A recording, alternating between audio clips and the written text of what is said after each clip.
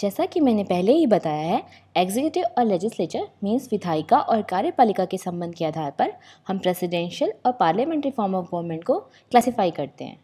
संसदीय शासन व्यवस्था में मीन्स पार्लियामेंट्री सिस्टम में एग्जीक्यूटिव और लेजिस्लेचर का रिलेशन इस तरह से होता है जिसमें एग्जीक्यूटिव लेजिस्लेचर का ही पार्ट होता है और एग्जीक्यूटिव लेजिस्लेचर के प्रति रिस्पॉन्सिबल भी होता है।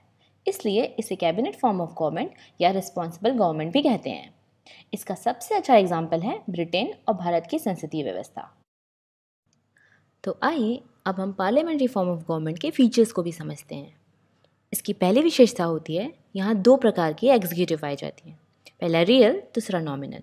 रियल मीन्स प्राइम मिनिस्टर जो कि गवर्नमेंट को रिप्रेजेंट करता है, वहीं नॉमिनल मीन्स प्रेसिडेंट जो कि कॉन्स्टिट्यूशन का हेड होता है। वहीं इसकी दूसरी विशेषता होती है मिनिस्टर्स का पार्लियामेंट के लिए रिस्पॉन्सिबल होना। इसका मतलब यह है कि अगर संसद को यह लगता है कि प्राइम मिनिस्टर की लीडरशिप वाली गवर्नमेंट ठीक से काम नहीं कर रही है या उसका पार्लियामेंट में विश्वास नहीं रह गया है, तो पार्लियामेंट अविश्वास प्रस्ताव मीन्स नो कॉन्फिडेंस मोशन के तहत गवर्नमेंट को हटा भी सकती है। वहीं इसकी अगली विशेषता होती है मेजॉरिटी पार्टी का रूल होना। मीन्स संसद में जिस भी पार्टी को बहुमत या मेजॉरिटी मिलती है उसकी गवर्नमेंट बनती है और उस पार्टी के लीडर को प्रेसिडेंट प्राइम मिनिस्टर के लिए अपॉइंट करता है। इसकी अगली विशेषता ये होती है कि यहाँ पे जो लोअर हाउस होता है वो बहुत ही अस्थायी होता है। मीन्स प्राइम मिनिस्टर की सिफारिश पर राष्ट्रपति कभी भी इसे डिसॉल्व कर सकता है। वहीं इसकी अगली विशेषता होती है डुअल मेंबरशिप। मीन्स जो एग्जीक्यूटिव के मेंबर होते हैं वह लेजिस्लेचर के भी मेंबर होते हैं।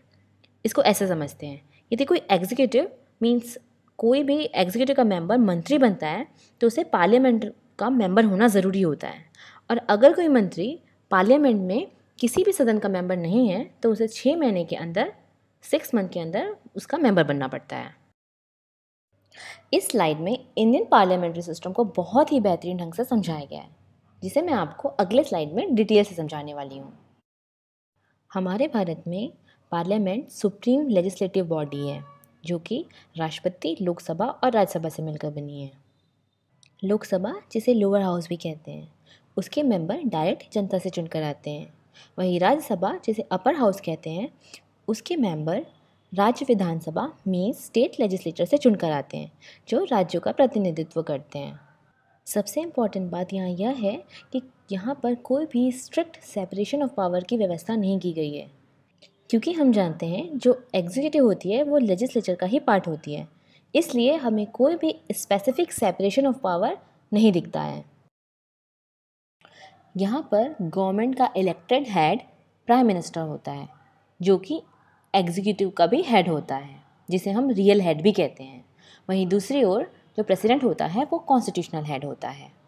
इस तरह हम देखते हैं कि हमारे देश में एक संविधान है जिसके द्वारा पार्लियामेंट्री सोवरेनिटी को अपनाया गया है, जहाँ पर लोग अपने रिप्रेजेंटेटिव को चुनकर लोकसभा में भेजते हैं और वहाँ जिस भी पार्टी को मेजॉरिटी सीट मिलती है उसका लीडर प्राइम मिनिस्टर बनता है। मतलब प्राइम मिनिस्टर को प्रेसिडेंट के द्वारा गवर्नमेंट फॉर्मेशन के लिए बुलाया जाता है। अब आइए हम पार्लियामेंट्री सिस्टम के कुछ मेरिट्स को भी देखते हैं। इसमें पहला है, यहाँ पर एग्जीक्यूटिव और लेजिस्लेचर के बीच कोऑर्डिनेशन देखने को मिलता है, क्योंकि हम जानते हैं एग्जीक्यूटिव लेजिस्लेचर का ही पार्ट होती है, इसलिए मेजॉरिटी ऑफ मेंबर्स जो होते हैं, गवर्नमेंट के जो मेंबर होते हैं, वो गवर्नमेंट को सपोर्ट करते हैं। इसलिए लॉ मेकिंग प्रोसेस और लॉ इम्प्लीमेंटेशन का जो प्रोसेस होता है वो ईजी हो जाता है। इसकी दूसरी इम्पॉर्टेंट बात यह है कि यहाँ पर जो पावर होता है वो किसी भी एक इंसान के पास नहीं होता या एक व्यक्ति के पास नहीं होता, जबकि जो पावर होता है वो मंत्रिपरिषद के पास होता है, जिससे ये फ़ायदा होता है कि जो गवर्नमेंट का नेचर होता है वो अथॉरिटेरियन नहीं हो पाता है। यहाँ पर गवर्नमेंट रिस्पॉन्सिबल होती है, क्योंकि हम जानते हैं जो लेजिस्लेचर होता है वो मिनिस्टर्स पर डिफरेंट वे में कंट्रोल रखता है। फॉर एग्जांपल प्रश्न पूछना, डिस्कशन करना या संसद में नो कॉन्फिडेंस मोशन लाना, ये सब डिफरेंट तरीके होते हैं जिसके द्वारा जो लेजिस्लेचर होती है वो एग्जीक्यूटिव पर कंट्रोल रखती है। वहीं यहाँ पर डिफरेंट पार्टी, डिफरेंट ग्रुप्स का रिप्रेजेंटेशन देखने को मिलता है, और इसकी सबसे बड़ी विशेषता ये होती है कि गवर्नमेंट अपनी मेजॉरिटी अगर खो भी देती है तो बिना इलेक्शन कराए यहाँ पर प्रेसिडेंट जो है वो ऐसी पार्टी को सरकार बनाने के लिए बुला सकता है जो अपनी मेजॉरिटी संसद में प्रूव कर सके। अभी तक हमने पार्लियामेंट्री सिस्टम के कुछ मेरिट्स देखे। अब आइए हम इसके कुछ डीमेरिट्स की भी चर्चा करते हैं। चूँकि हम जानते हैं यहाँ पर एग्जीक्यूटिव और लेजिस्लेचर सेपरेटेड नहीं होते हैं, इसलिए यहाँ सेपरेशन ऑफ पावर नहीं पाया जाता। वहीं दूसरा, यहाँ पर अनक्वालिफाइड लेजिस्लेचर भी देखने को मिल जाते हैं, क्योंकि मोस्ट ऑफ द जो पॉलिटिशियन होते हैं उनका उद्देश्य केवल पावर को गेन करना होता है। वहीं अगला, यहाँ पर जो एग्जीक्यूटिव होता है वो लेजिस्लेचर के प्रति रिस्पॉन्सिबल नहीं होता, इसलिए ये कह सकते हैं कि जो गवर्नमेंट होती है वो अनस्टेबल होती है, और अगर गवर्नमेंट का बहुमत चला जाता है तो सरकार भी गिर जाती है। वहीं यहाँ पर हमें पार्टी पॉलिटिक्स भी देखने को मिलती हैं, जहाँ पर समटाइम्स पार्टी के इंटरेस्ट नेशनल इंटरेस्ट से बड़े हो जाते हैं, और फिर जो मिनिस्टर होते हैं वो अपने पार्टी के इंटरेस्ट के अकॉर्डिंग बिहेव करने लगते हैं।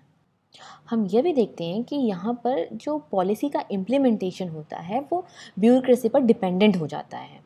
इस वजह से ब्यूरोक्रेसी में जो होता है वो पावर का एक्यूमुलेशन होने लगता है, और सारा पावर जो होता है वो ब्यूरोक्रेसी के थ्रू ही एक्सरसाइज होने लगता है। इस तरह आज के वीडियो में हमने देखा पार्लियामेंट्री सिस्टम क्या है, इसके फीचर क्या हैं, इंडियन पार्लियामेंट्री सिस्टम किस तरह काम करता है, इसके मेरिट्स क्या हैं और डीमेरिट्स क्या हैं।